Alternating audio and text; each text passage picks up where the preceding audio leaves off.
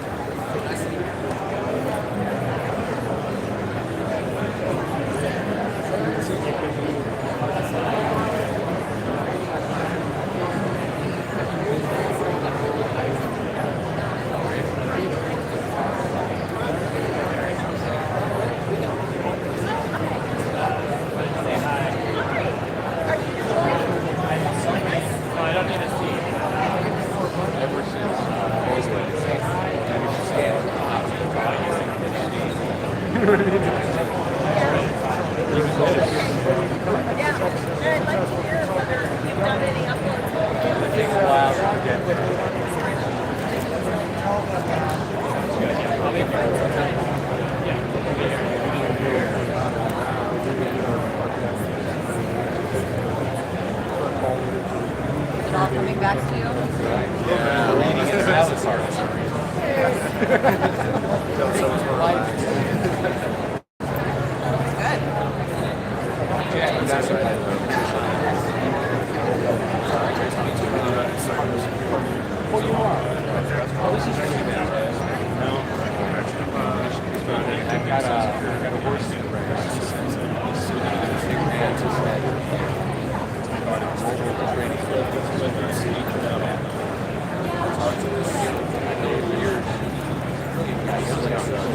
Every day, the sun rises on endless possibilities.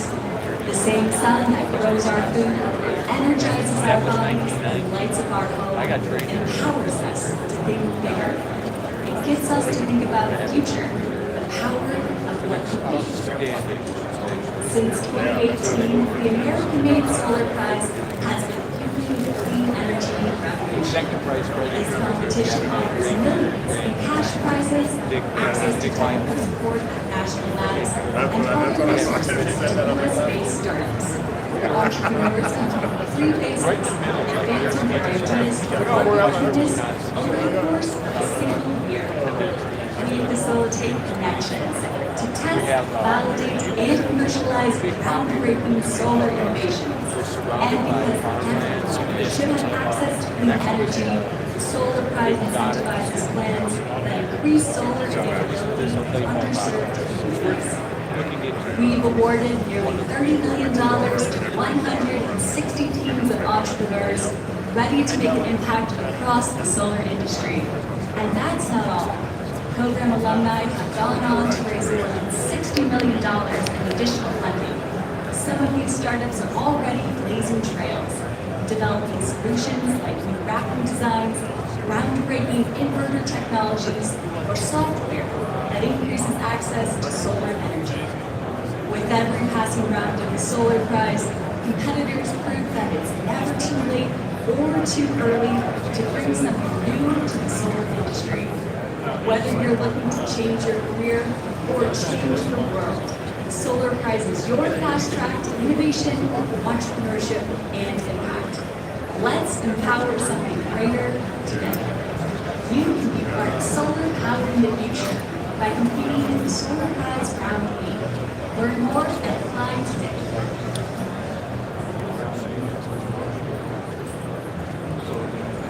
Hello.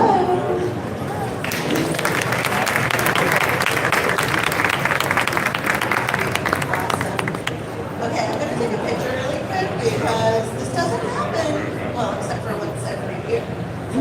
Everybody smile.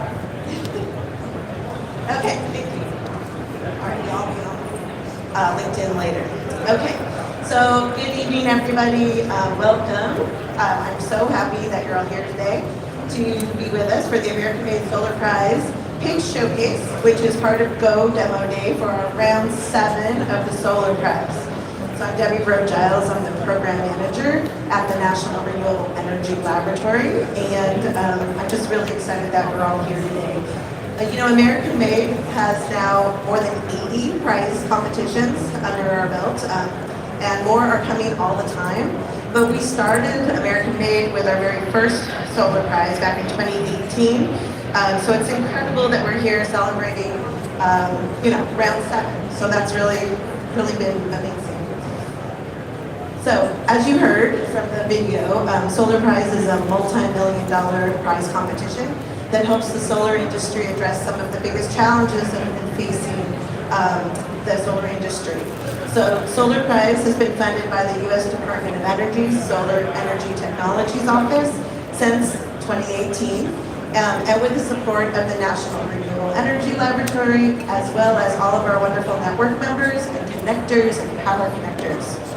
So today we're going to get to learn about some cutting-edge technologies from the teams that have been participating in round 7. Not working. Okay, it's back. Okay, so the presentations that you're going to hear today will showcase the finalists who have been competing in round 7. There's 10 teams that are going to get up and pitch. They've been working really hard on their pitches. They're all going to have 5 minutes to kind of tell you about what their technologies are.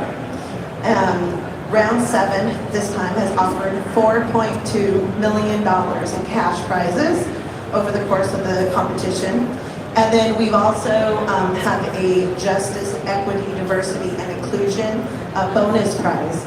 So that was $200,000 over the course of the competition. And then brand new to round 7, I'm really proud of this one, we introduced what we call the Power Up contest. And this one is a supplementary contest that provides extra prize money and mentorship to some of our most diverse innovators with diverse backgrounds, perspectives, and other great ideas that we think is really crucial to the solar industry. So as the prize gets more and more competitive each year, I'm really excited that we are being a little bit more flexible and agile to bring in more and more diverse participants. So if you're thinking about applying to round 8, I would highly recommend it. So soon we're going to hear from the round 7 finalists, and we're going to have them all be pitching. But before that, I'd like to introduce the reviewers that have been with us over the last few days. So we have an esteemed panel of expert reviewers that have spent some time with our teams. They did a Q&A session just yesterday, and they've been reading all of the wonderful submissions that you guys have submitted. So the expert reviewers include Dr. Becca Jones-Albertus, Farisha Farzad, Jerry Henderson, Mary King, and Claire McGee. Thank you so much for your time, being with us, spending all that time reading the submissions. We really appreciate it. Once the pitches conclude, these reviewers will just step behind the stage here probably and deliberate and make their final decisions. But during that time, we're going to be joined with some representatives from the Department of Energy and also our American Made Prize team.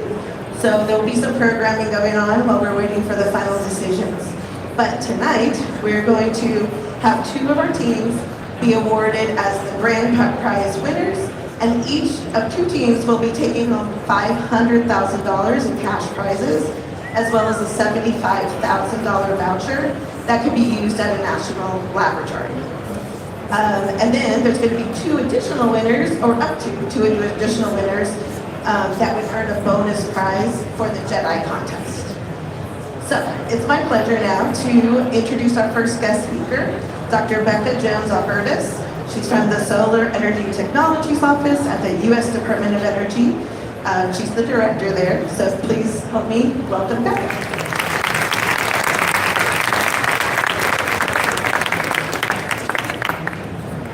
So much, Debbie, and thanks to all of you for coming out today. It's really exciting for me to be here as we're selecting our set of prize winners. I was here 5 years ago selecting our first 2 winners of the Solar Prize. And since that time, I've gotten to work with and see so many incredible ideas that have been going forward. It's an incredibly exciting time to be part of the solar industry. We're in a period of incredible growth fueled by the Inflation Reduction Act, but that growth is also fueled by innovation, and it's fueled by entrepreneurs who continue to come up with great new ideas, to develop those ideas into businesses and products, and to help continue to support our industry growth. And that's exactly what all of our finalists here in the Solar Prize are doing, and I'm so excited to hear from them all shortly.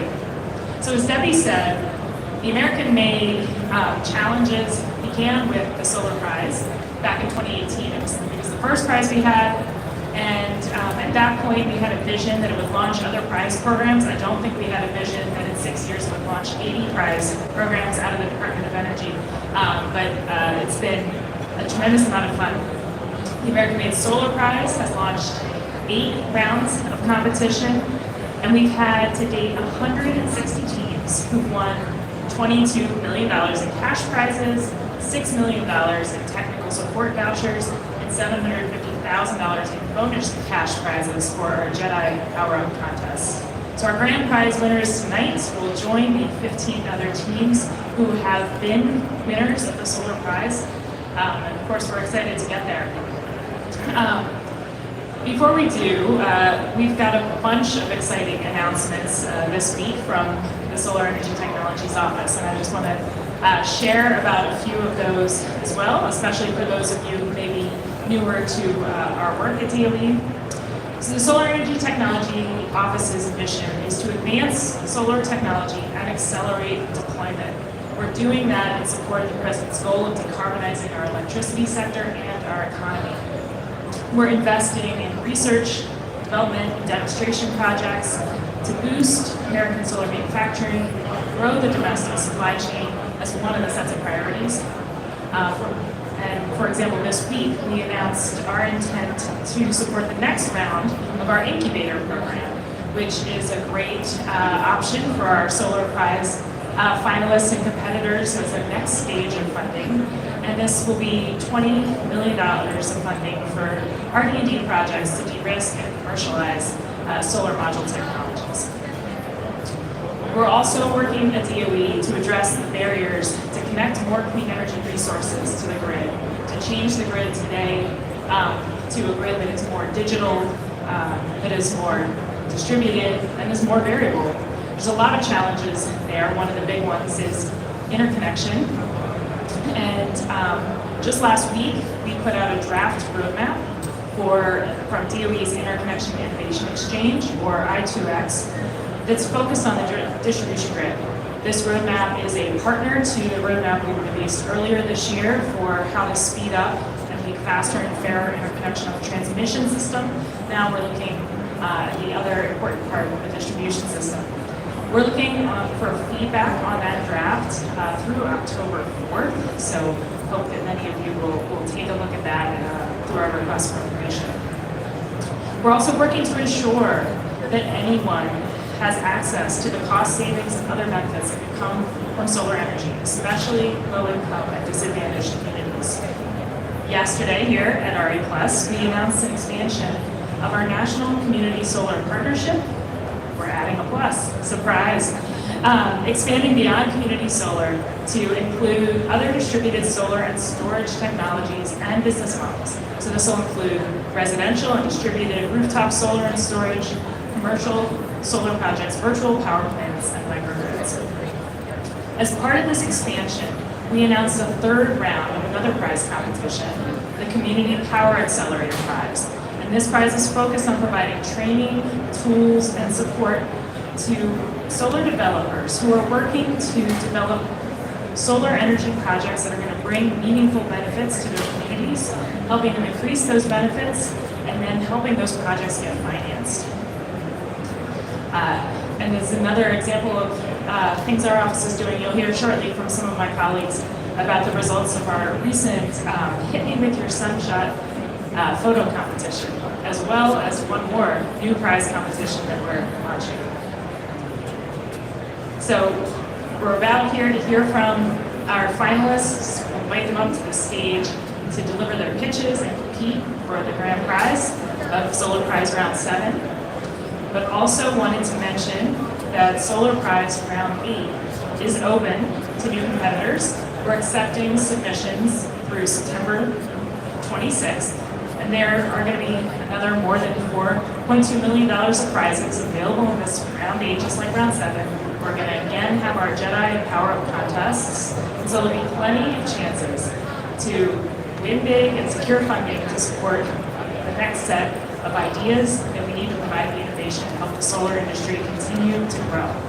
I know that at least one of our finalists here today was sitting in this crowd last year with just an idea in her notebook.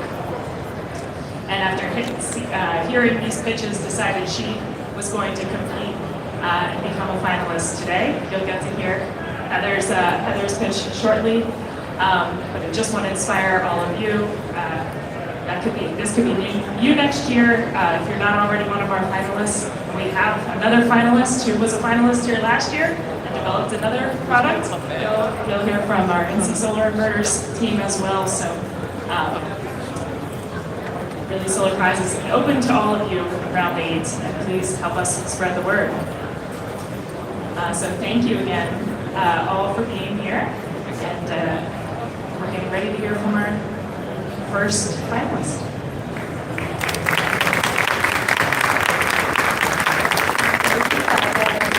Thank you so much, and thank you for your support over the last 6 years of Solar Prize. So it is time for the main event now. So we are going to hand it over to our first team, Pavilion Solar. Now remember, 5 minutes, and we will cut you off. So everybody, keep your timing in mind.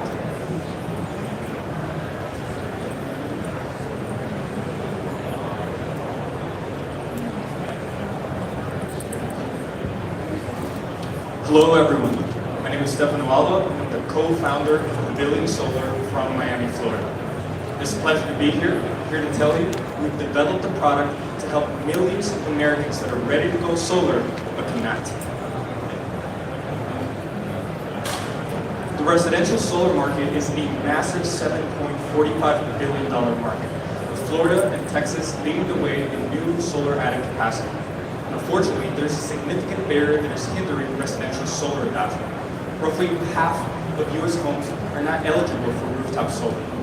The ideal alternative would be a ground-mounted system, but the current options in the market are too expensive and lack aesthetic appeal. Additionally, there are 32 million homes across the U.S. that are at risk of hurricane damage. There's no option out there that is compliant with Hurricane Building Code. Our solution is the Empower, an American-made modular solar panel.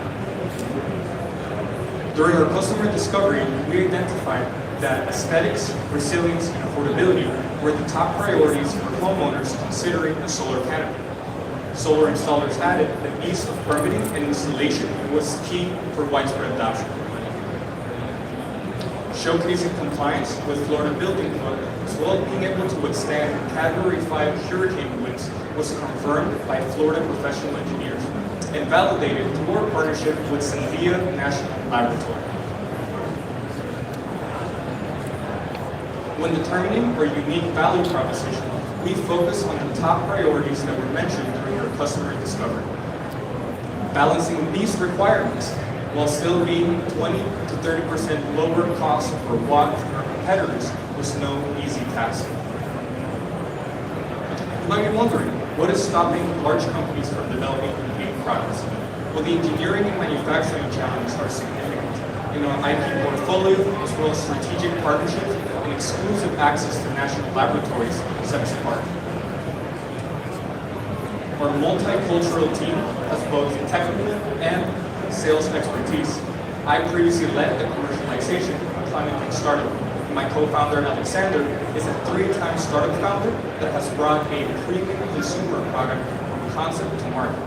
The rest of our team ranges from technical experts in the solar industry to engineers at the cutting edge of advanced manufacturing technologies. It was through this deep experience and shared vision that we were able to bring to market and deploy a product that would have taken millions of dollars and years of development with $150K in just 9 months. On the commercial side, we have paid pre-orders worth $450,000. We have signed purchase orders with deposits for our first commercial clients, and we have signed letters of intent with 7 points of distribution. In order to ensure equitable access to EmpowerSun, we are partnering with the Solar Energy Loan Fund and the Nature Conservancy of Florida, who were recently awarded a $156 million grant from the EPA's Solar for All program. Together, we're offering EmpowerSun at highly discounted prices to people in tribal and low-income communities that are unable to access rooftop solar. This includes the upcoming installation of 2 EmpowerSun in the Section 8 housing complex in Hialeah, Florida. Our business model is to be an equipment supplier, selling EmpowerSun at wholesale price of $14,999.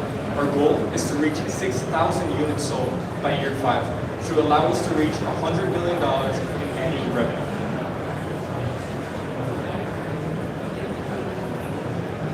We are raising a $1 million seed round in order to execute our commercial launch, make our first hires, and fulfill our existing orders. We plan to scale through national sales channels, expanding our product offering, as well as tapping into the billions of dollars of federal funding that are for climate resilience. In our hometown of Miami, we are at the front lines of the battle against climate change. EmpowerSun provide a critical tool in this fight. We hope that you will join us as we help as many people as possible go solar beyond their roof. Thank you.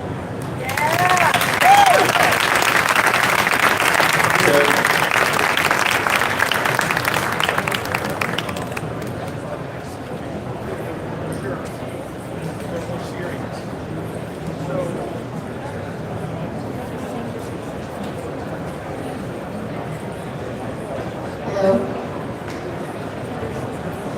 Hi, I'm Heather with Electra. The solar industry is experiencing extraordinary growth, accounting for 75% of all new U.S. energy production. We are seeing solar deployment everywhere. But have you ever wondered what happens to solar panels at their end of life? Unfortunately, 90% of them end up here at the dump, even though they're 95% recyclable. With our U.S. energy goals, we are set to deploy over 100 million new panels every single year, and most of those will be retired long before their warranty expires, leading us to a tsunami of waste. We are leading a linear path, but for a more viable, profitable future, we should reclaim those materials. In other words, a circular path. As founder of Electra, I will show you how our solution keeps manufacturers cost competitive and compliant by closing the loop in solar circularity. In addition to cutting emissions, reclaiming these materials would be worth billions of dollars and would secure our supply chain. So why aren't we recycling them? Well, we're in a bit of a tough spot because unlike e-waste, a system that took decades to build, we don't have any system like this for solar panels. Some states are handling this with legislation, like Washington, that mandates manufacturers implement a stewardship plan for recycling by the end of next July. But recycling isn't really the problem, though. What we need to solve for are the collection, the tracking, and the logistics. How do we get these panels to the recyclers efficiently and economically? Manufacturers grappling with this question are doing one of 3 things. Either nothing, creating expensive in-house plans, or they're just pushing back, which seems pretty futile anyways. So I thought, there must be a better way. So our team set out to solve this problem, drawing on decades of experience in operations and software development. We realized that any solution that would work across the board must include simple compliance reporting, predictable shared costs, and verifiable tracking and accountability. So we gathered all of these requirements and we developed a solution that we call Electra. Now, Electra is created by two components, an online solar panel registry and an on-the-ground stewardship network. The registry works like this, where installers enter information about the panels to calculate a registration cost. Participating manufacturers agree to pay a fixed 2-cent a watt fee for their panels, which is way cheaper than an in-house plan. And the panel owners pay the rest. Once registered, each panel gets a QR code as proof of compliance and registration with Electra. Panels then move to our stewardship network, where they are taken to our collection sites, and we use smart contracts to send full trucks to the reuse projects and recyclers. Once processed at the final destination, we pay our recyclers, our haulers, and our collectors through our online system inside the registry. And all of those QR codes are tracked.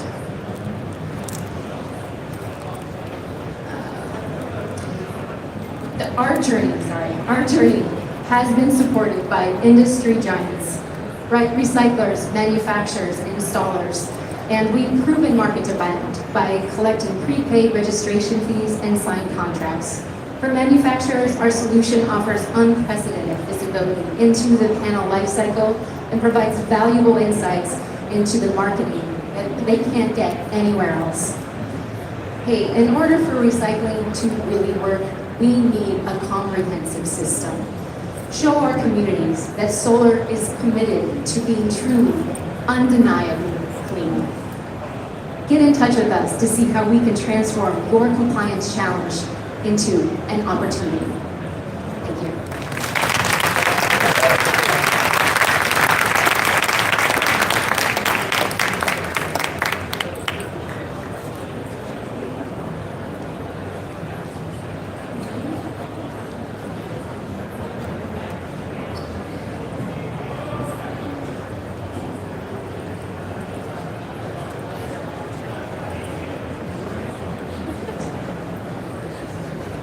Okay.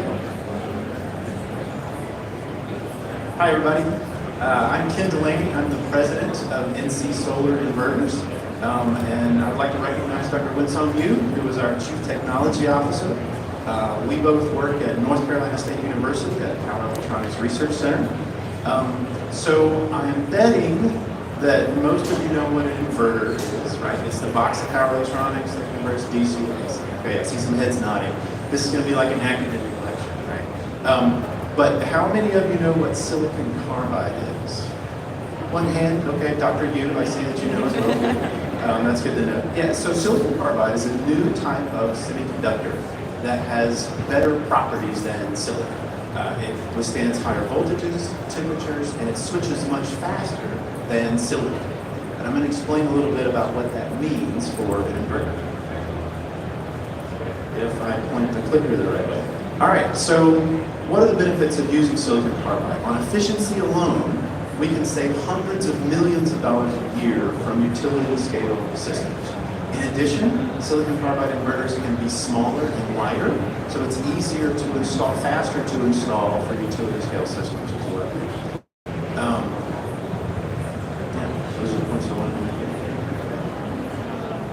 make. But despite these advantages, why are U.S. inverter manufacturers not using silicon carbide? Here's what they told us when we asked them. We tried it, it didn't work. Of course, our customers want better efficiency, but not if it's higher cost. So that's one of the drawbacks of silicon carbide, right? It's about 3 times as expensive as silicon, so there's a cost barrier that you have to overcome. And then we know about it, but it's not really in our design cycle. In addition, the Department of Energy did a study where they analyzed and did like a marketing study to figure out why U.S. inverters were not using silicon carbide. And it's hard. The engineering challenges are difficult to overcome because it's a different process for how you design circuits with that. So, we came up with our own power module. So it's a cost-effective advanced hybrid power module to help U.S. inverter manufacturers overcome some of these challenges of adopting silicon carbide. And again, I'm going to describe some words. Hybrid. It actually combines silicon with silicon carbide, but allows each device to operate at the appropriate time to get maximum efficiency but minimize cost. And when I say advanced, we've added some tweaks to it to make it much more efficient. Let me describe that. So this is the nerd slide, okay? We put a circuit diagram up there to show you a little bit about how this works. So when I say active filter, we actually recycle some of the lost energy that happens when the devices switch on and off. And if you're a power electronics engineer, this sounds amazing. If you're just like a regular solar person, you're like, why do I care? It's really important for how inverters operate. This makes them much more efficient, and it allows us to operate the devices at a much higher frequency, which comes with the capabilities of smaller size and lower cost for some of those components. This is really a big deal. This is what it looks like, right? So this is our product. This is what we're selling. Uses traditional, or rather standard off-the-shelf components to build our intelligent power module.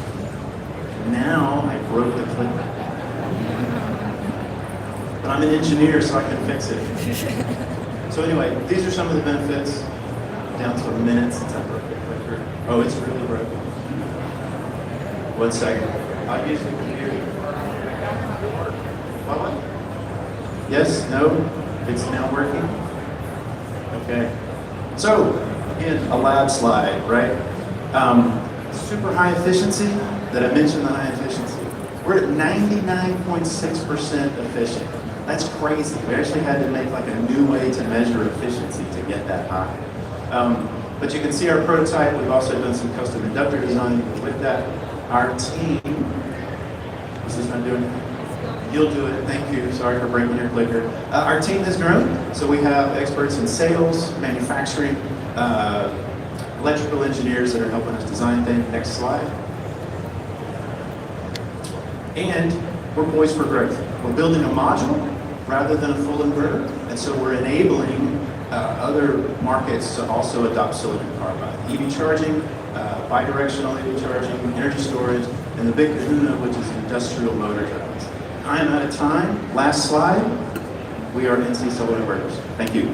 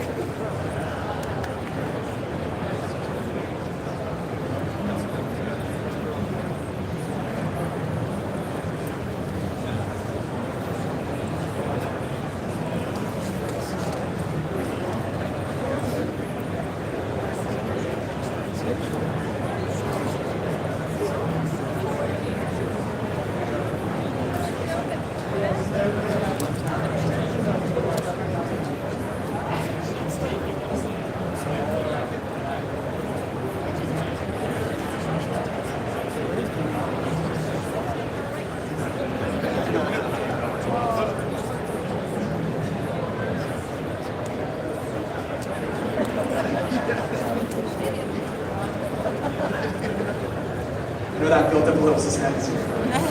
Hello everyone, my name is Sept, and I am the founder of One Climate. Here at One Climate, we believe that this transition to clean energy is all about project execution and getting steel in the ground in the communities that need it most as quickly and cost effectively as possible.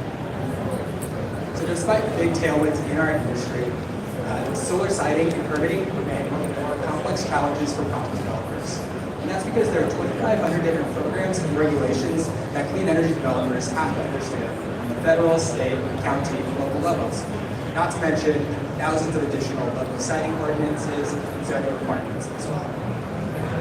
What this has done is created bottlenecks in the project development process, as project developers are often constrained and can't do the due diligence for all of the markets that we serve.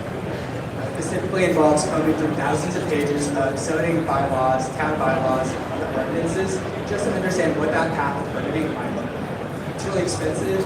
They might really rely on expensive regulatory consultants that charge up to $30,000 per project just to get that static feasibility. And as we've learned from our project developer partners, being able to understand whether a project has a path of permitting early on and what that project looks like, or path that permitting looks like, is one of the make or break factors in the project development process.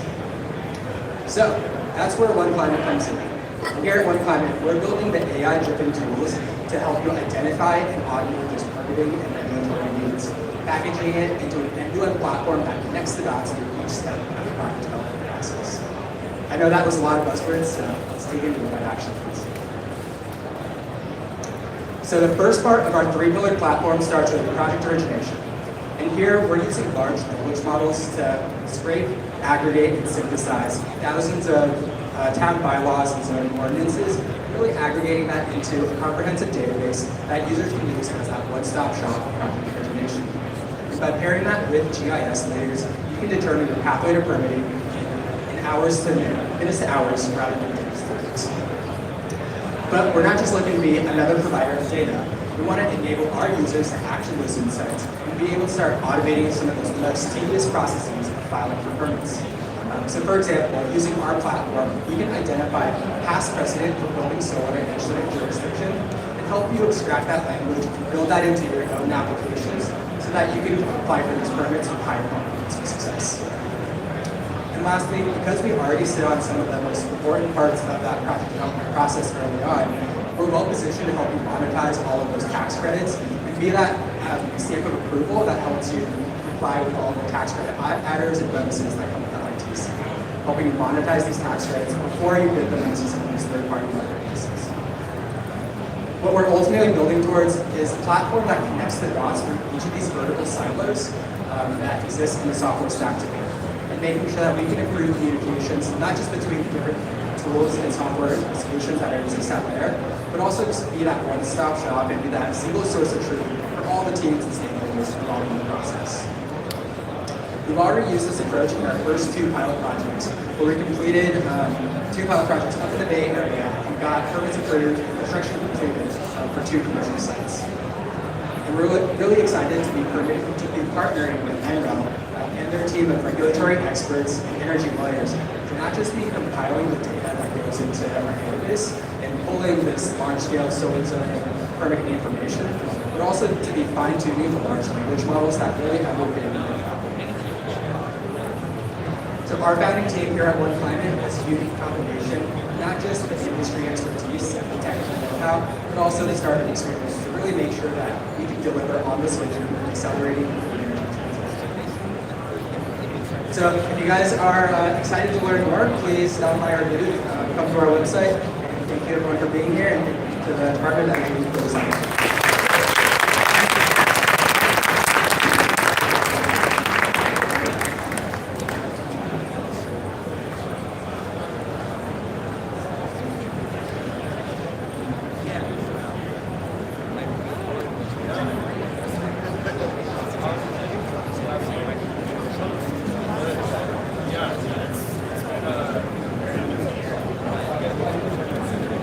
Check. All right.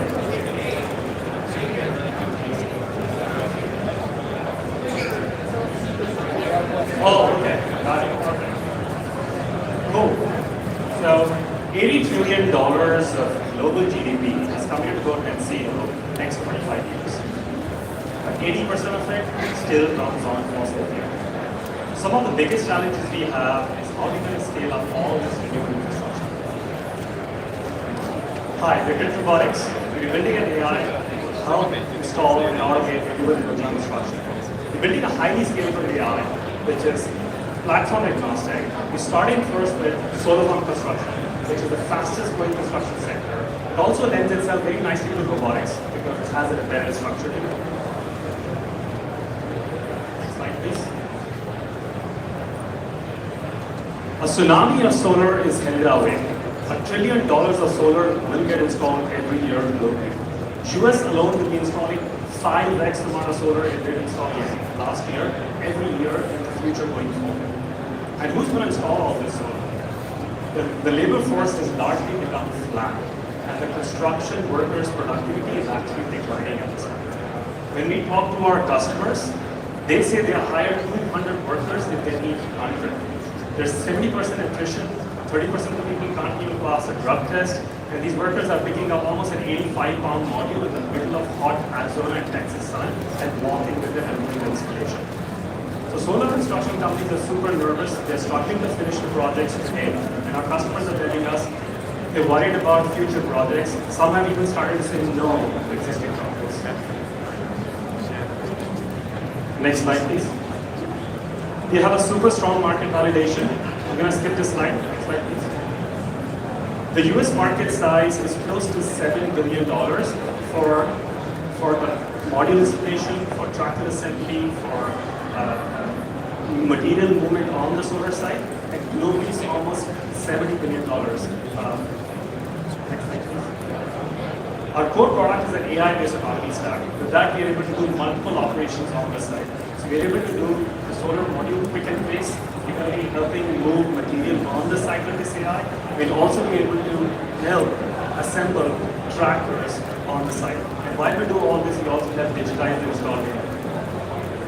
Next slide, please. Because we make this almost a software-first problem, we're able to use off-the-shelf hardware. And this is proven hardware in the field. Currently, our hardware is close to complete right now. We're getting ready for pilots by the end of the year. Next slide, please. And how it benefits is, just in case for the module install, typically a crew of 8 would do 800 module installs a day. With our systems, the same crew of 8 will be able to now do almost 6,400 modules installed a day. At least that's what we are working towards. And because we do such intense labor activity, our unit economics are also very strong. Our payback period for some of these machines are almost 4 months. And if this is financed for lease, it becomes even more attractive. Next slide, please. We have a clear pathway to $1 billion. The first 2.5 years we are building reference systems. We'll be installing close to 500 megawatts. Many of our customers have asked us to install almost multiples of hundreds of megawatts next year. And then eventually be giving this out to the solar construction companies. And then the solar construction companies can use this to install gigawatts of solar, which is required. And the real kicker in scale-up will come is when we start working with OEMs and we start going by the rental models where we are essentially pushing over their software out there, and most of the hardware is actually already commoditized, and people can just rent this out and flatly scale up production. Next slide, please. Both me and Vishal, we have 25 years of field autonomy experience. We've deployed autonomous helicopters, drones. We did one of the first wind turbine grid inspection, and we come with a computer vision and machine learning background, and we've written papers on the subject. Having said that, we're also being guided by veterans in the solar industry. These are VPs of solar who are guiding us through this process. And so we are acutely aware of the challenges on this side. Next slide, please. I'm almost done with that. So we spend a lot of time on these sites trying to understand the challenges, talking to the lowest most workers involved in this, site supervisors, trying to understand the challenges on the construction side. Next slide, please. And most of the competition is right now busy building complexity into hardware. We take an AI-based software-first approach, and as a function of that, our system is able to work with multiple types of SKUs for panels and trackers, and multiple types of variants. Next slide, please. Last slide. We're ambitious. We want to install 100x solar every 4 years. The idea is to go to make 5% of the global TAM and create a true impact on the decarbonization of the clean energy transition. Thank you.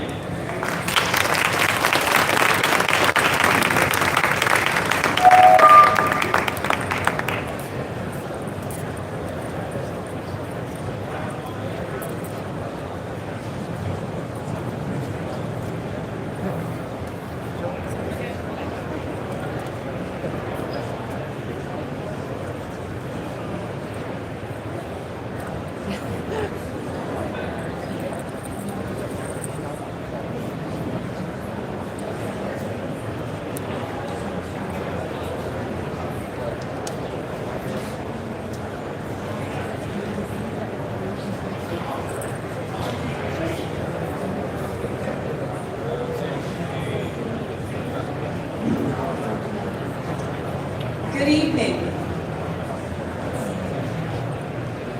First slide.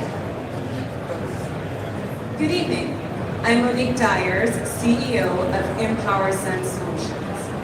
Prior to starting EmpowerSun, I led an engineering and consulting firm providing services to over $50 billion in solar projects. And I want to tell you why we started EmpowerSun. Our story began with a call from Mary.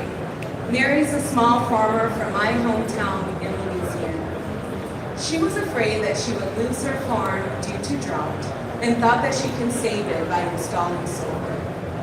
However, she received a quote for $20,000 just to find out if solar was feasible on her land. Not having that kind of money, she called me for help.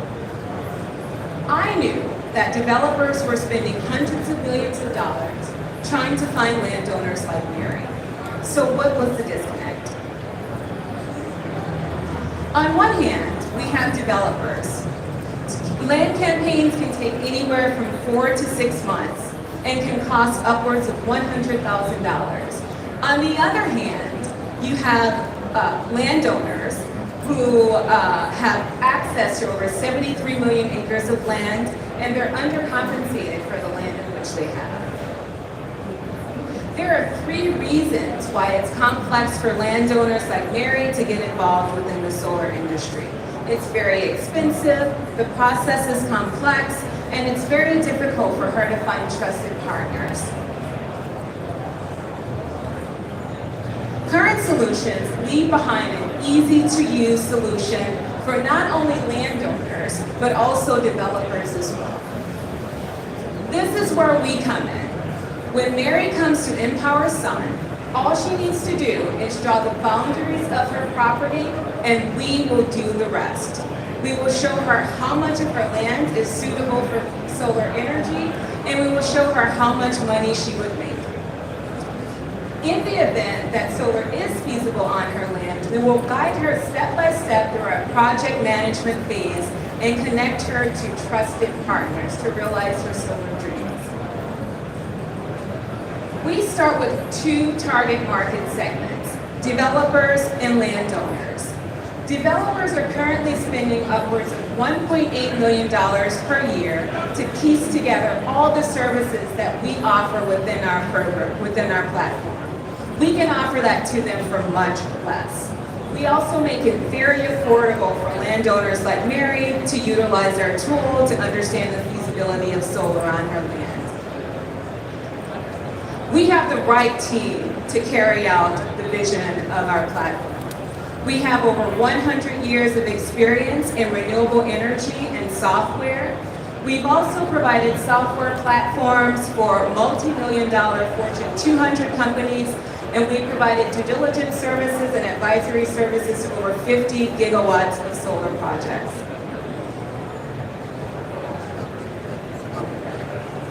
As it relates to our progress, over the past couple of months, we have entered into agreements with 5 pilot partners.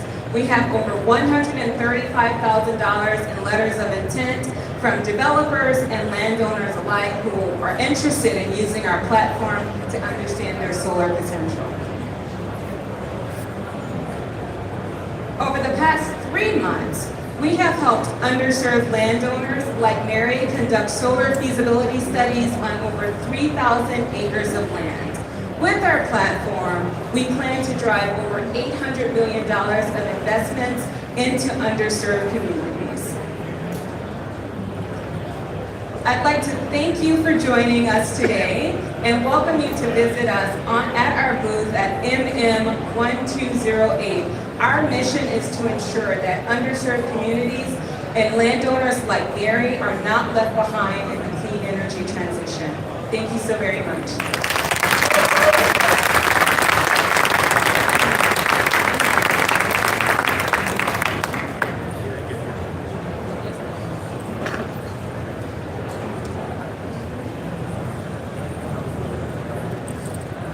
Hi everybody, my name is Michael Ballerino.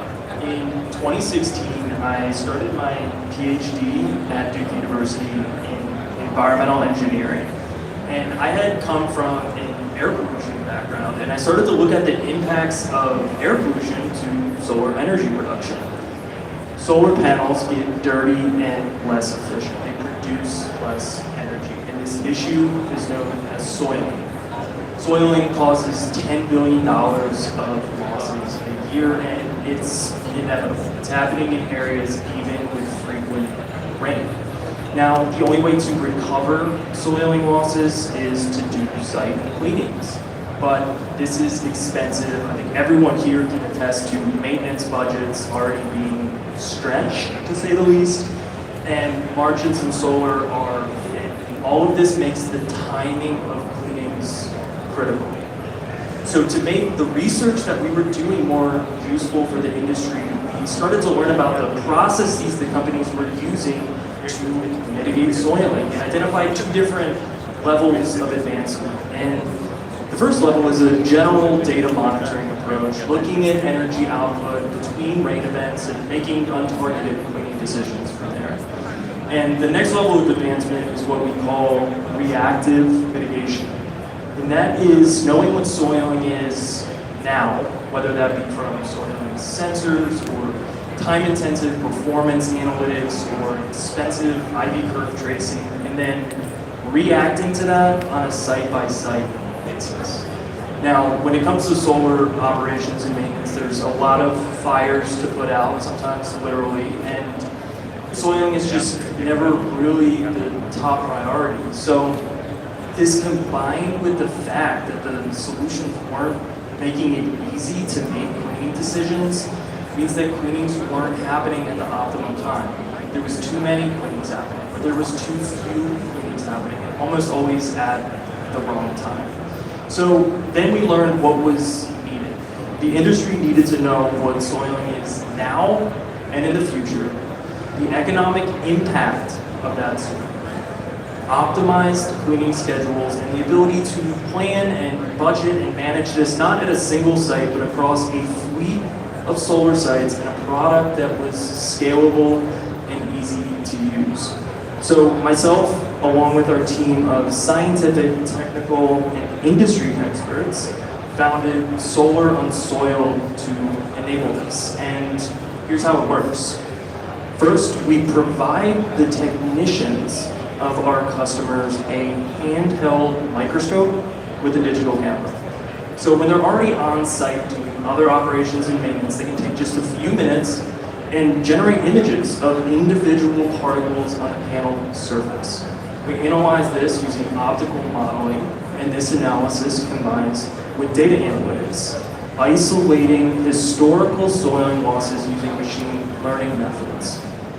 Now that we have these key pieces of site-specific soiling information, we're able to tune our predictive soiling model, modeling 5 different types of air pollutants for years into the future. And if you combine this with the site economics and layout and sizing, you get the output that you need. Optimize cleaning schedules and the financial justification behind each cleaning. Now, if we compare optimized cleaning schedules with what we referred to earlier as reactive cleaning, these assets are making an extra $1,000 to $4,000 per megawatt per year. That's a profit boost of up to 20%. And when you apply this across a fleet, you're increasing profit while freeing up personnel time, optimizing O&M spending while adjusting annual budgets and improving certainty in other site losses while decreasing your risk of underperformance. Over the period of the Solar Prize, we have applied this technology and our platform to 2.5 gigawatts of solar. We are excited to say that the cleanings that our platform is enabling are recovering millions in what was otherwise lost profit. And we just want to thank the American-Made Network for their ongoing support throughout this prize period. We want to thank all of our investors, including Cypress Creek Renewables, who led our pre-seed round. And we are looking forward to continuing to work with the network on our mission to keep clean energy clean. Thank you all so much.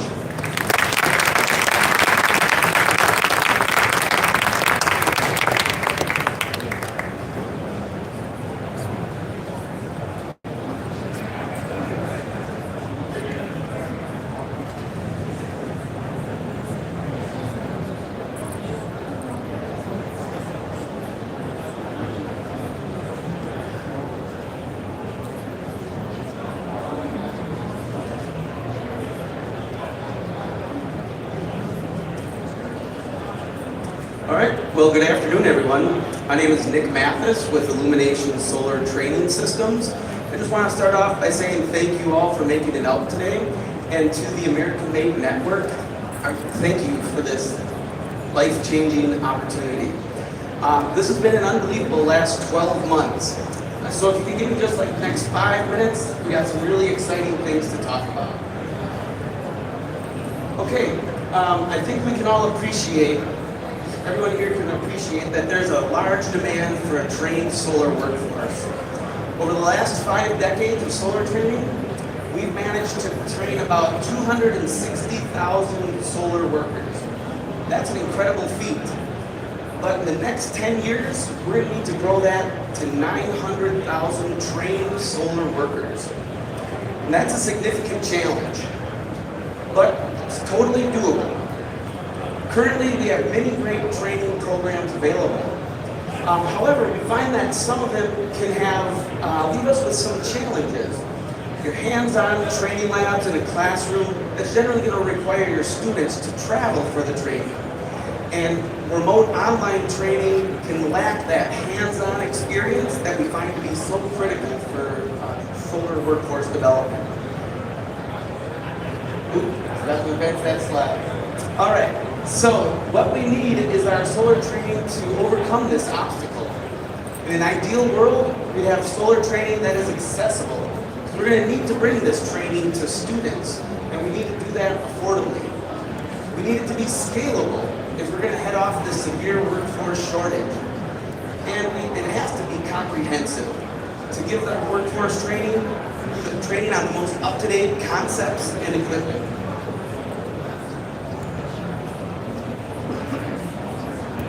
And that is why we created this platform, our mobile solar training lab. This is a comprehensive solar training that can be brought to students in any region. We've got grid-tied and battery-based systems right in a single unit, and paired with our comprehensive solar professional toolkit, it's a turnkey solar training system. And how do we know that this works? Well, we've been doing it. We've already built and shipped these mobile solar training labs across the US and the Caribbean.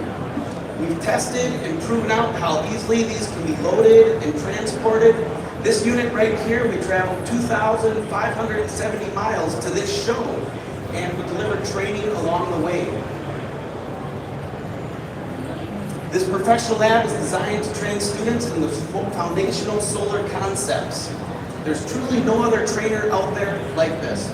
We've used the best components and tools so students get their advantage from the beginning. And the ability to scale solar training quickly is key. Our tech college partner illustrates this problem perfectly. Not a realistic plan for scaling. Stationary training labs, they can take a ton of time and resource to develop. Our mobile solar training lab is a training program in a box that allows institutions to quickly implement hands-on solar training. Also, if requested, we will come and train your trainers, efficiently getting your renewable energy program off the ground. We have forged strong relationships with diverse stakeholders, and we continue to grow this network of incredible organizations as customers and as partners. We've delivered these labs far and wide, from the desert plains to the edge of Canada, down to the coast of Barbados, empowering communities and expanding our business. We have strong partnerships throughout solar, in industry, training, and communities, and we're constantly expanding our network. We'd love to work with any companies looking to build a strong, empowered workforce. We're actively delivering labs, so across the US and beyond, from remote island communities to dense inner cities, we have the solution to bring solar training to where it is needed the most. Speaking to our customers' experience,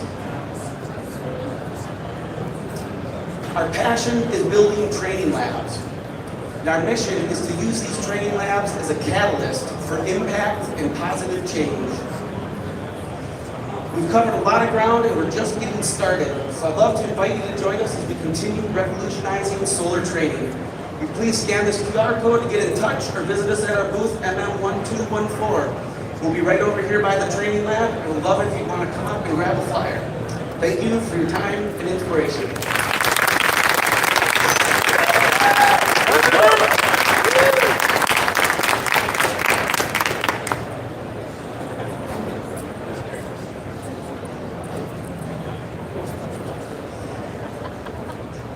All right.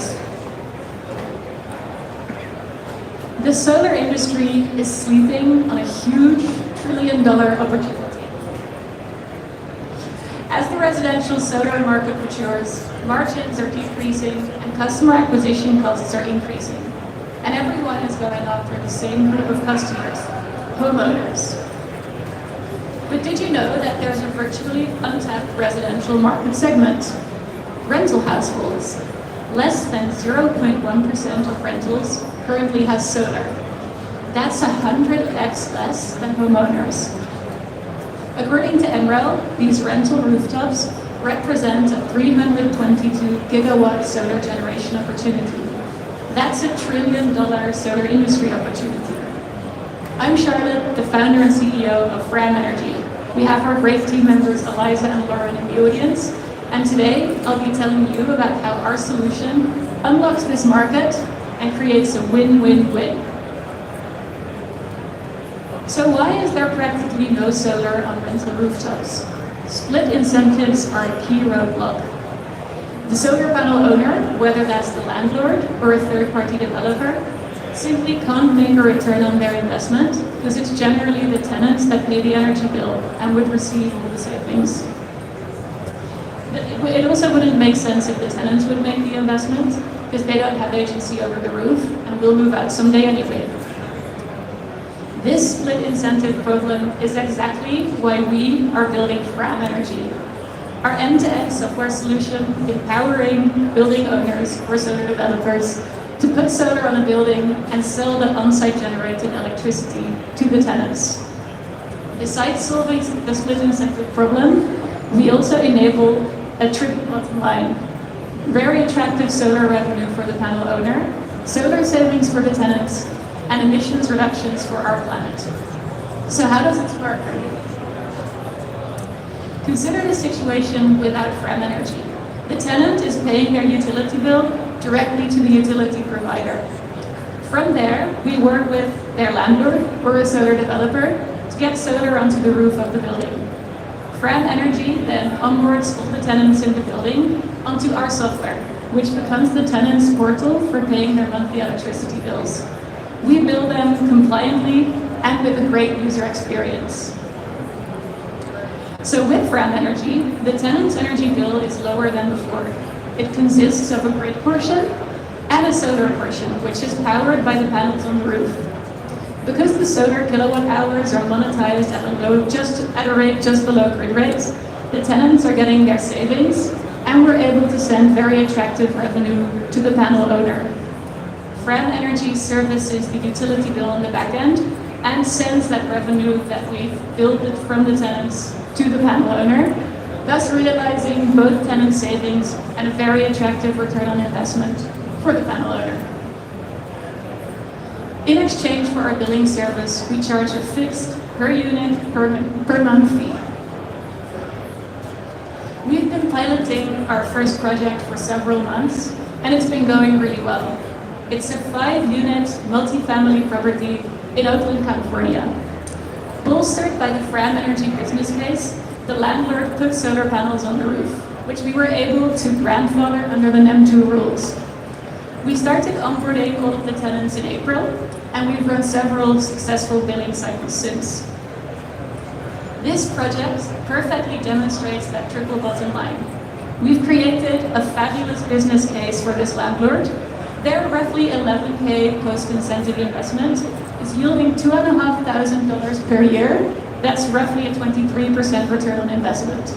The tenants are saving a cumulative $500, meaningfully impacting their energy burden, and we are realizing the emissions reduction equivalent of driving 900 miles by car every year.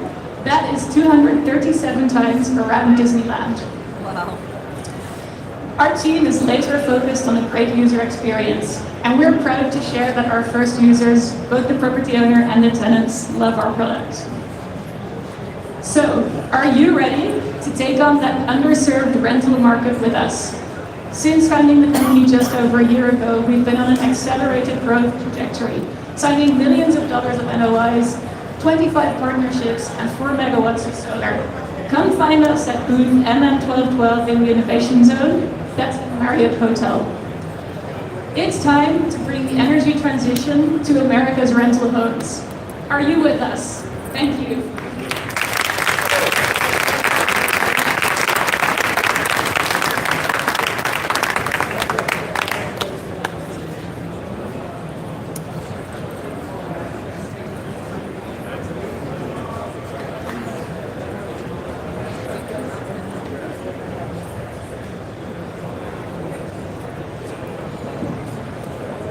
Hi, my name is Troy Tyler. I'm founder of Gridwave.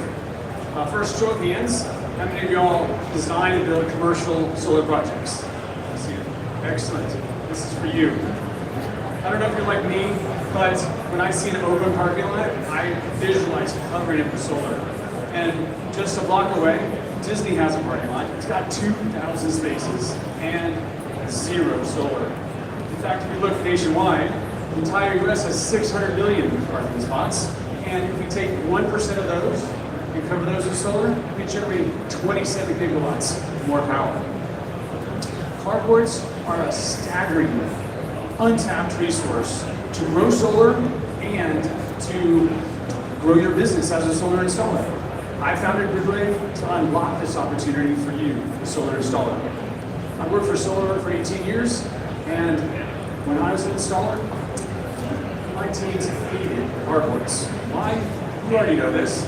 It's risky underground work, unsafe and slow overhead work, and they're required to work with specialty subcontractors. All this increases your time, increases your cost, and lowers your margin. The Wave carport system solves all these problems by providing a pre-built, pre-engineered modular system that the solar installer can buy directly from us and install with their own crews. And the benefits of that are increased control, lower risk, and increased margins. And you can do it just like you do rooftop solar today. So the question is, how does this work? First, you go online and configure your system, get a quick quote, and order your carport. Once it arrives, your crew unloads the precast concrete bases directly onto the parking surface, fixed to the ground with a simple standard helical pile. No digging, no geotechnical requirement. Next, your crews install the towers and install the wings from the Wave system. Each of them prefabricated with 12 solar modules and pre-wired for your DC home runs. It's that simple. Now, let's compare a 100 kilowatt a Wave system to a legacy system for a 100 kilowatt project in Texas. For For a wave system, you don't need 10 to 12 days to build. It just takes 3 or 4. You don't need 2 subcontractors. You do it with your own crews. But you do save 35 cents a watt. So your production goes up 3 times, and you're saving 20% of your costs. It's a real game changer in terms of solar installers. Now, sorry, we have 2 configurable systems. 22 kilowatt system and a 45 kilowatt system. Designed so you, the solar installer, can design and price and build it yourselves with your own workforce, again, just like you do with Top Solar. Now, we've made a lot of progress this year. Thanks to the American Solar Prize, we went from idea to prototype to solar pilot project in 6 months. We're pretty excited about that, but the really exciting thing is we signed 4 of the top solar contractors in the country to our pilot program. And I have to call out Stan Pittman. Stan Pittman's right here in the audience. He led the sales of our first pilot project in Austin, Texas. Thank you, Stan. And we're not done here, though. Excuse me. Early next year, we will install 20 pilot projects, continue our engineering to lower our cost so we can hit our target of $1 per watt delivered at scale. So next year, or next time we're here in Anaheim, I want to cover that 2,000 parking space parking lot that Disney has with 195 wave carports at roughly 9 megawatts of solar. And we can do this because our mission is to unlock 1 million parking spaces with solar in the next 10 years. So join us to both grow your business and save money and make more margin with Gridwave. Thank you very much.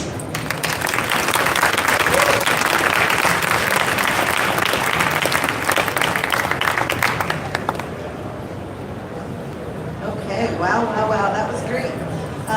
At this time, I'd like to excuse the reviewers. I know they have some very difficult decisions to make, so they're going to go step somewhere back here and figure out who the winners might be. So good luck with those decisions, because that would be tough.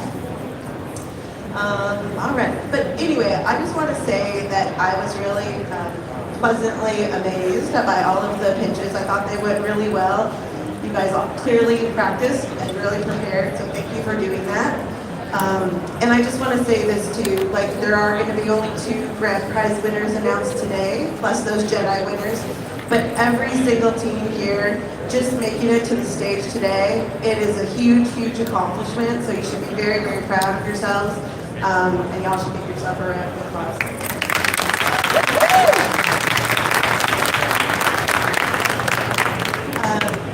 So please, if you are going to go visit them at their booths, please make sure that you congratulate the teams and ask them what their next plans are for their businesses and their technologies.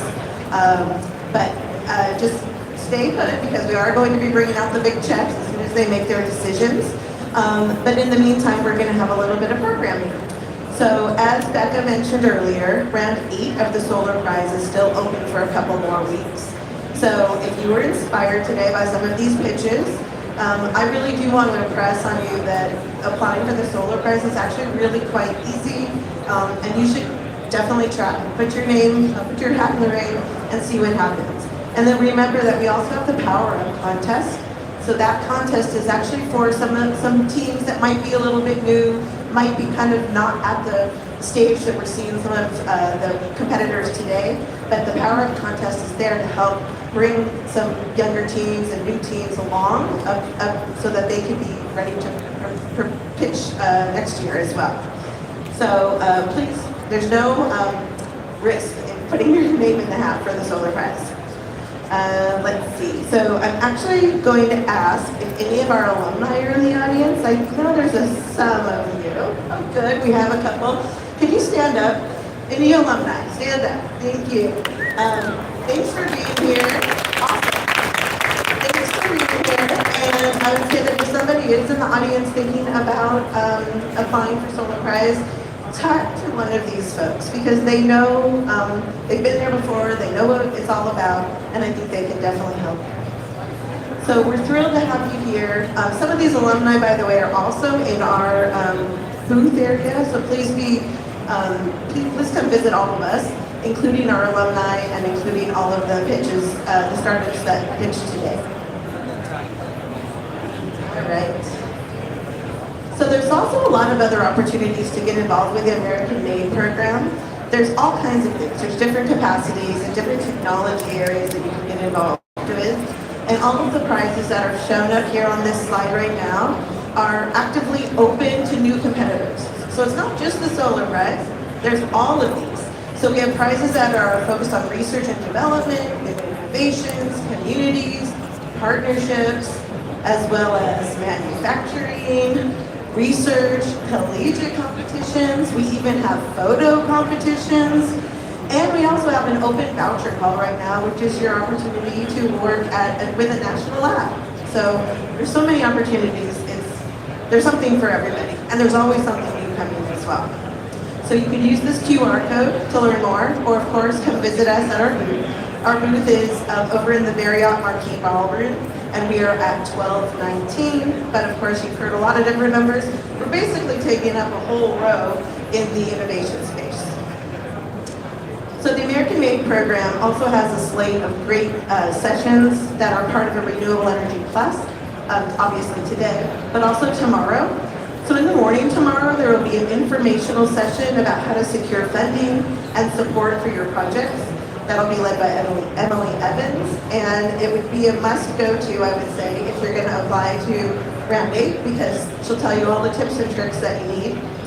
And then we're really excited to be hosting another pitch competition also tomorrow with the Office of Technology Transitions and their EPIC prize.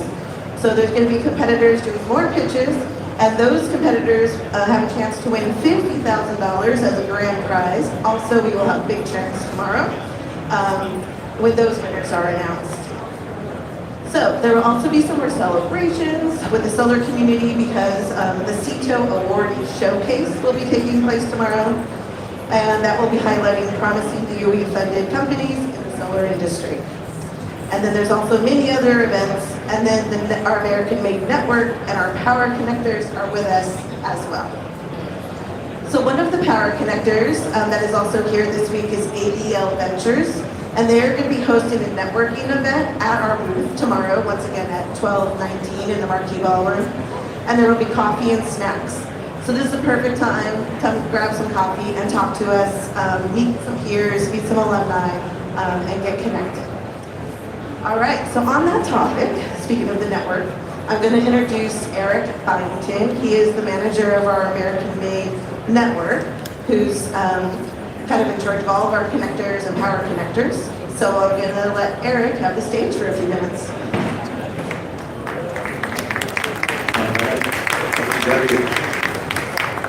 All right, well, thank you everybody for sticking around here and hanging out.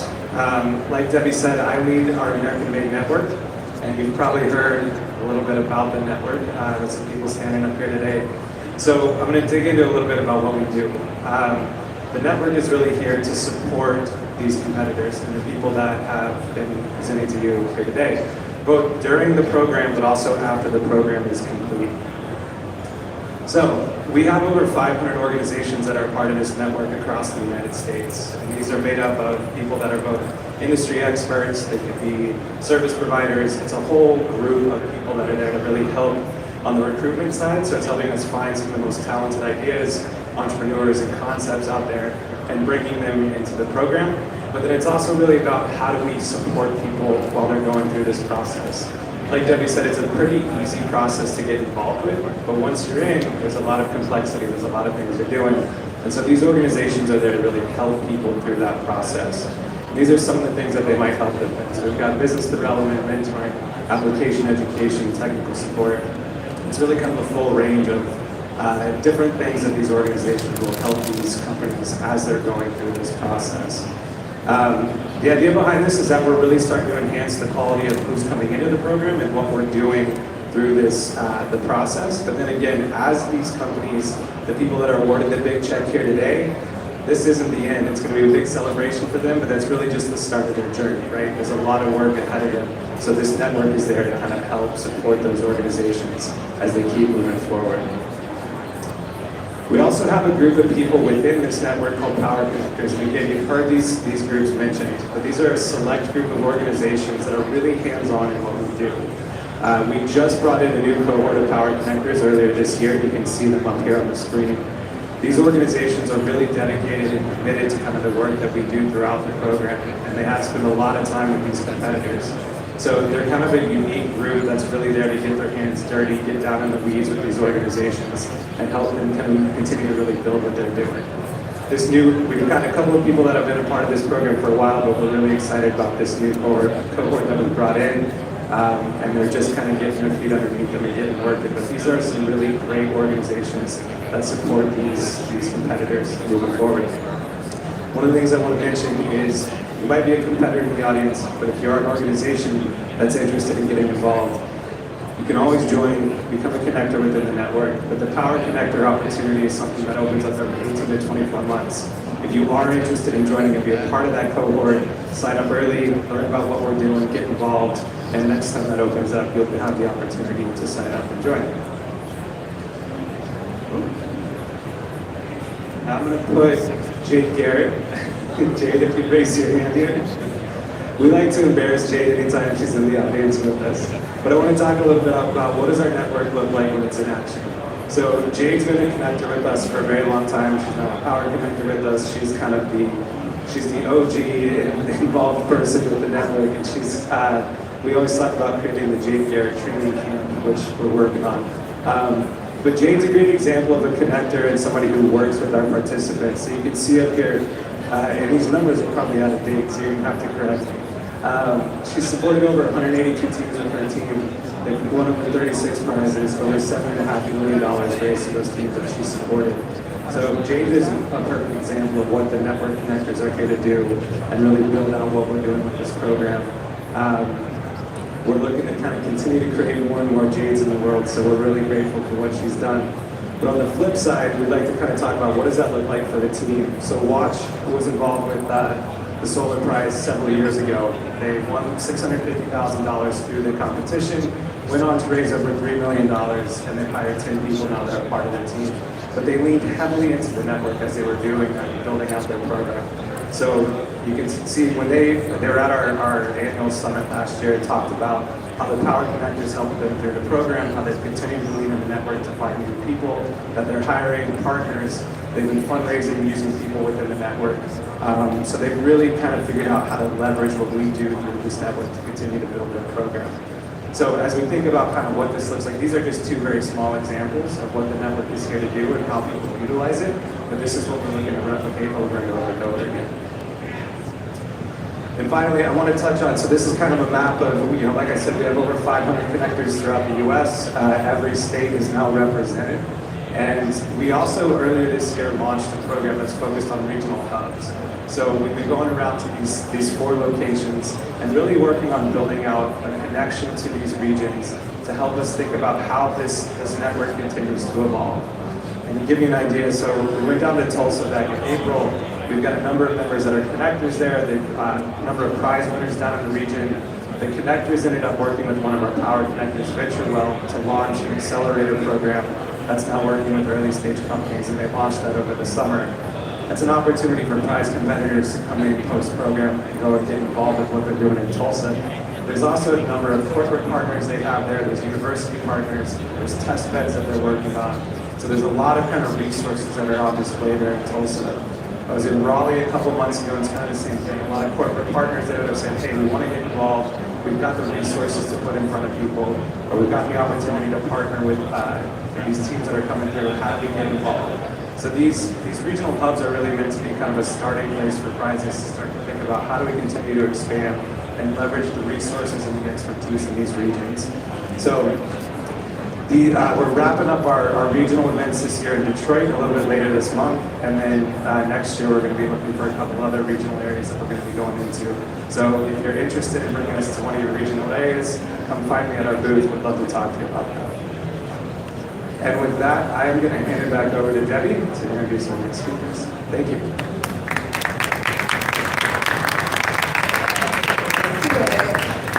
All right, awesome. All right, so thanks, Eric. Reminder, Eric and our team will be at the booth, so come and see us. But it's my honor right now to introduce the next two guest speakers, Susanna Murley and Patrice Clayton. Susanna is the manager for the strategy and engagement team at DOE Solar Energy Technologies Office, and Patrice is the senior communications and stakeholder engagement specialist at CETO as well. So please join me in welcoming Susanna and Patrice.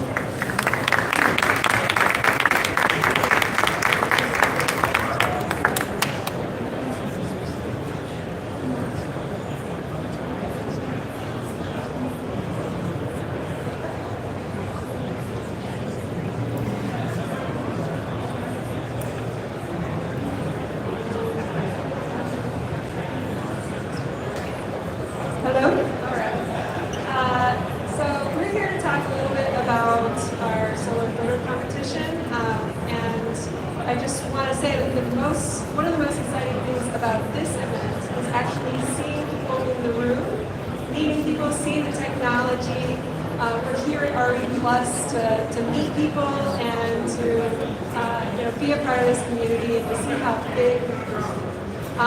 And I think what's even more beautiful is these are our photos. So these are the photos, the grand prize winners from our Renewable the Sunshot competition. We had over 400 photos to pick from, and it was really hard. But we did it for you. Because anybody can use these photos for non-commercial purposes with attribution.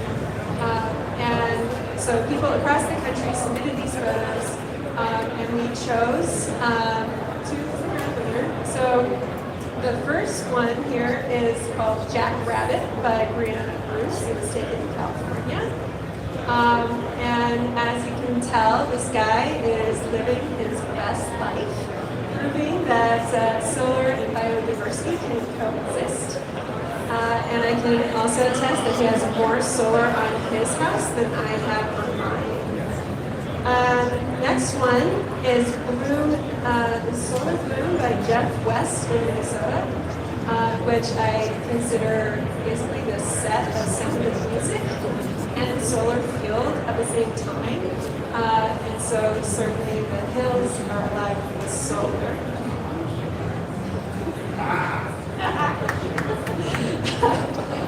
So I think what we've seen in these photos, the last time we did this photo competition was in 2017. And then solar was cool, it was new, we had 50 gigawatts of solar at the time. Now we have 4 times the amount of solar, and it's more beautiful. So next slide. As our director said, it certainly is a testament to the dedication and vision that has driven the solar initiative forward. And with that, I'll hand it over to Patrice to talk about some of the solar photos. Hello everyone. So I'm just going to go over some of the photos here and a little bit about it. So this year we sought photos in the following 8 categories. Those were solar and weather, solar workforce, concentrating solar thermal power, research processes and manufacturing, community solar. We did utility scale, commercial and grid integration, residential, and then agriculture, solar and nature, and wildlife. So these submissions were judged based on emotional appeal and impact, composition, content, technical quality, and originality. And as Susanna said, we received more than 450 submissions, which is amazing. These were from 113 competitors, both professional photographers and amateur. And we showcased solar energy technologies, infrastructure, research and development activities, so on and so forth. And then if you can go to the next slide. So the last thing I want to just talk about is our CETO webinar, which is going to be on September 24th from 1 to 2 p.m. This is going to be on best practices for inclusive solar outreach. So the CETO communications team and past winners of this award, as well as our Sunny Awards, if any of you are familiar, is going to share valuable insights and tactics that organizations can implement across their communications initiatives. So we'll have representatives from Illinois Solar for All, Energy Outreach Colorado, and Lightsource BP, who will all be speaking about the lessons they learned through their award-winning projects. And you guys can register for that with the QR code here. I think that's it. And I wanted to just talk a little bit more about the photos that we received. And so we got a lot of photos of solar and animals. So the full list are pigs, sheep, chickens. So my favorite was the chicken ones. They're really cute. Deer, turtles, rabbits, bees, and apparently a border collie. I don't remember that one. Is that a cute one? Yeah, it's cute. I love this one. They call it the solar surfer, which highlights the evolving solar workforce. And then this one was actually taken at our solar test site facility in Sandia National Lab, highlighting some of the stunningly beautiful technology that CSP is. And this is another place where you're seeing, we saw some, our residential solar photos in the last competition would be like a single house with solar, but we got many of these photos where it's entire communities where every house has solar. I think that's just so cool. And this one is one where it was demonstrating simple technology to turn the panels to let the snow slide off. And so please do. We have a Flickr site with all 450 photos that you can use for media if you are able to use it. I think nonprofits, other uses for the photos. It's out there for you to use. So I'd love to see more on there. And with that, I think I am introducing David Crane, the Undersecretary of Infrastructure at the Department of Energy.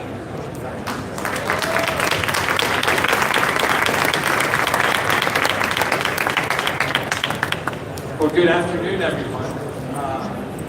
Let me start by just thanking you for all you do. I mean, it just, as a person who's been around the industry for a long time, what sort of made me think that the solar industry was going to inherit the earth was the constant innovation that happens. And so all you innovators out there, I just want to thank you because you're definitely doing something that I could never have done in my career. So I am in awe of you all. I also, though, I'm not a long time, will not be a long time member of the federal government, but I'm just so proud of my colleagues at CETO, at Solar Energy Technology Office, what they do to support the industry. So I just want to see if we can have a round of applause for my colleagues. So it's nice for them to invite me here to help because they've actually allowed me to do something which is great, which is for the first time ever on the spot, you'll be able to tell your grandchildren that you heard about an all-new prize at this moment at whatever time it is, 5:30 Pacific time. So it's a soft launch, but it's a soft launch of the new American-made prize. And it turns out my friends from CETA are also very good at acronyms, which in the DOE, it's called the PRIME Prize. And PRIME stands for Promoting Registration of Inverters and Modulars. It's right there. I don't have to read it to you, but for those in the back, Promoting Registration of Inverters and Modules with Eco-Label Prize. We'll have an over-under micro prize on how long it took folks to come up with that name, but this is again being funded by CETO. It has a prize pool of $2.7 million with up to $450,000 per award. The intent of it is to incentivize US-based solar PV modular or inverter manufacturers to register their projects with EPEAT, which I've not heard of EP, but EP is an eco label that's endorsed by the EPA, and of course, all of us in the renewable zero carbon business want to work circular economy into everything we're doing. It's to encourage manufacturers of modules and inverters to register with EP. So making sustainable solar PV development possible by allowing consumers to easily identify products that meet specific sustainability goals. So that's what we're announcing. Obviously, the purpose of it, like I said, is to make our industry more sustainable. And let me just tell you a little bit about how the prize is going to work. It's got 2 phases. First phase, competitors will show their intent to register up to 4 PV modules or inverters by the spring 2025 deadline, and then register with the Global Electronics Council to manage the EP registration. Finalists from the first phase will continue to the second phase, in which they'll provide proof of registration for the product over a 2-year timeline. If you want to learn more about this Prime Prize, go to herox.com/Prime Prize. I hope everyone will get the word out. This is the soft launch. Do we know when the formal launch is? Rough ready, or am I putting you on that? When? Early October. So look for the formal announcement early October, and the first phase applications are due in the spring. Is that correct? I got it correct. So while I'm ahead, I'm going to stop speaking. So thank you all, and have a good conference. So. I'm supposed to be introducing Jeff, the head of the EDRE, and my close friend and colleague. So Jeff, go away. Thank you, David. A round of applause for our undersecretary. All right, so I'm going to be brief and just say, first of all, to echo my colleague's sentiment, it is such an incredibly inspiring opportunity for us to be here to see the innovation that all of you have contributed in so many incredible ways. And so I want to just take an opportunity to congratulate you for being here. This was last year at RE Plus, my most favorite thing that we got to do. Becca and I got to hand out some awards, and I've been looking forward to coming back and doing it. David and I have the incredible opportunity of serving in the Biden-Harris administration, working for Secretary Jennifer Granholm, who, as many of you know, shares the commitment and the enthusiasm and has led our agency, led our office to really push and persevere on improving the quality of renewable energy, bringing the cost down so that more people can access it, easing the permitting process so that there's less and less barriers to entry for those who want to deploy solar, and for supporting all of the incredible work that's happening out there to improve the technology. And I've got to say that what we've seen today reflects that spirit. We've seen innovations that are aimed to improve the permitting experience, to ensure that more people can access solar and renewables, whether they rent or own their own house. We've seen technologies that have been designed to help effectively make solar more efficient, to keep the technology cleaner, to help recycle.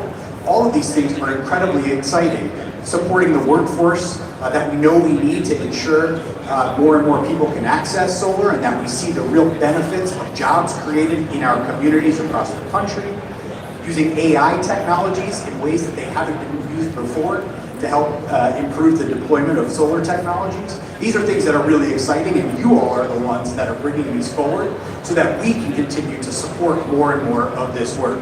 I want to just say that I think you heard, for those of you who were here earlier, Becca mentioned, since the inception of this program, we've been able to award close to $30 million. That is incredible, and many of you who are here have been recipients of that. And I want to just take a moment to thank not only our CEDO team, but the American-made team, our folks at NREL, who have been leading this program. Let's give them all a round of applause.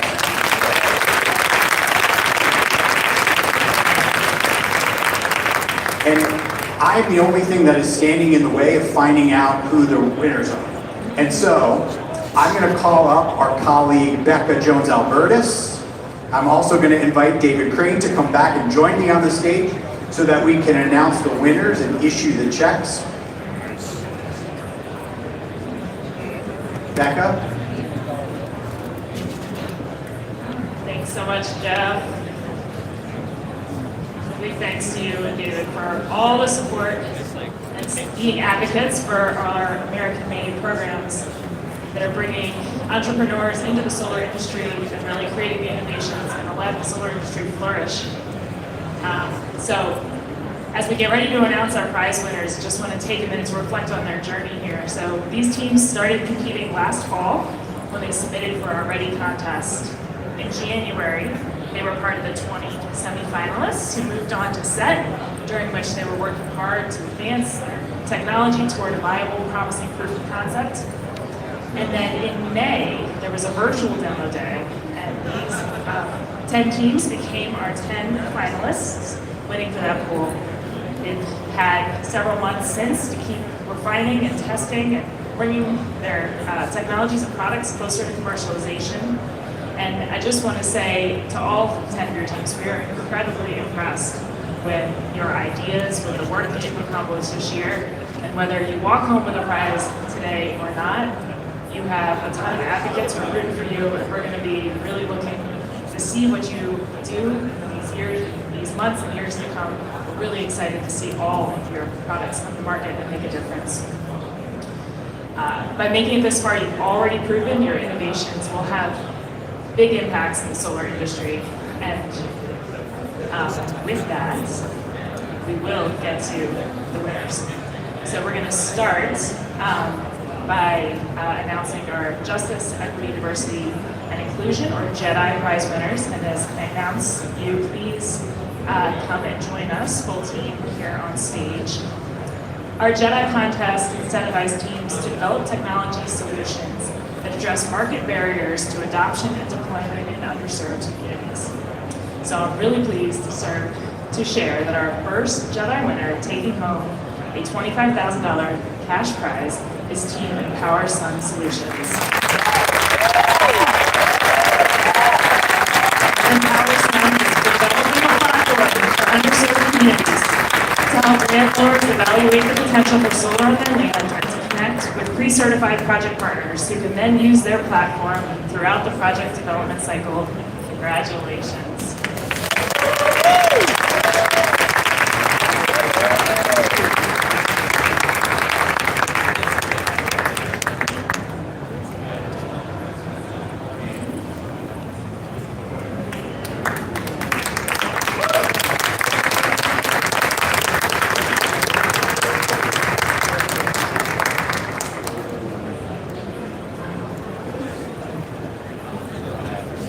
Congratulations, EmpowerSun. Our second JEDI prize winner is Illumination Solar Training Solution. This team's developing portable, interactive solar training cards to provide affordable, hands-on solar training for communities and colleges. Congratulations.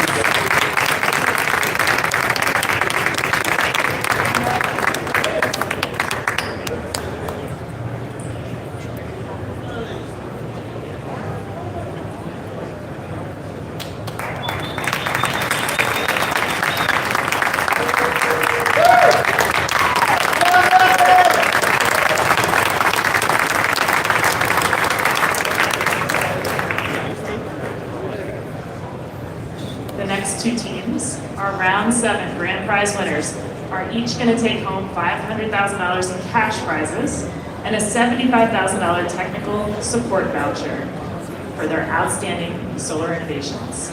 Our first grand prize winner is Fram Energy. Fram is creating a building platform to open rental markets to solar, sharing the savings that occur from installing solar panels between landlord and their tenants. Congratulations, Fram.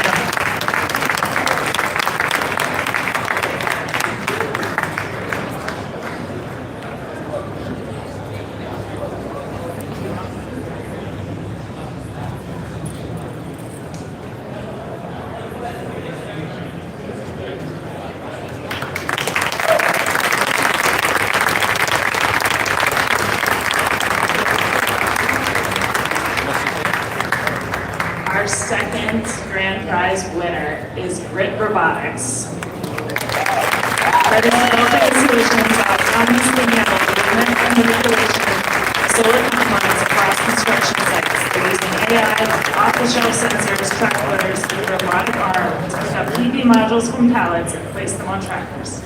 Congratulations.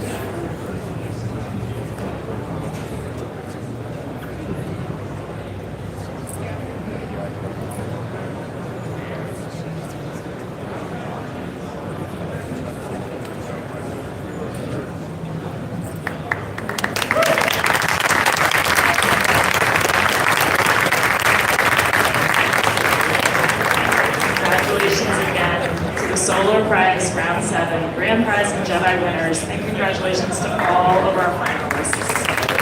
Thank you for your hard work, your ideas, and your innovation that will power the future of the solar industry. And last, one final reminder that Round 8 is accepting applications through September 26th. So if you have a good idea for a new innovative solar product, please consider applying. Please help us spread the word so we can see you and other great ideas up here next year. Congratulations again to all of our teams. Debbie, back to you to close us out.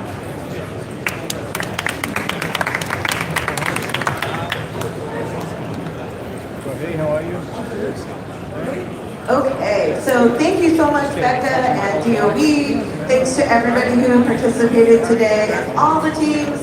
And I can't say enough, but congratulations truly to every single team. Even if you didn't win, you're still part of our network, part of our group, and we will be, like Becca said, rooting you on from here on out. Before we conclude, I just want to say a huge thank you once again to the U.S. Department of Energy for funding this amazing prize program. Thank you so much to the National Renewable Energy staff that works on the American-made Prize Challenge program. You all make this happen and this wonderful event happen, so thank you. I'd also like to thank our expert reviewers who did a great job in picking these winners, so thank you for all your time and effort. And then lastly, I want to recognize all the power connectors that have worked so hard to help our teams be successful too. So that's it. I'd like to ask the winning teams to stick around for some big check pictures. So come back up here, and then we hope to see you next year. We hope to see you at our booth. Please, please, please submit new submissions to Round 8, and we are excited to work with you. Thank you.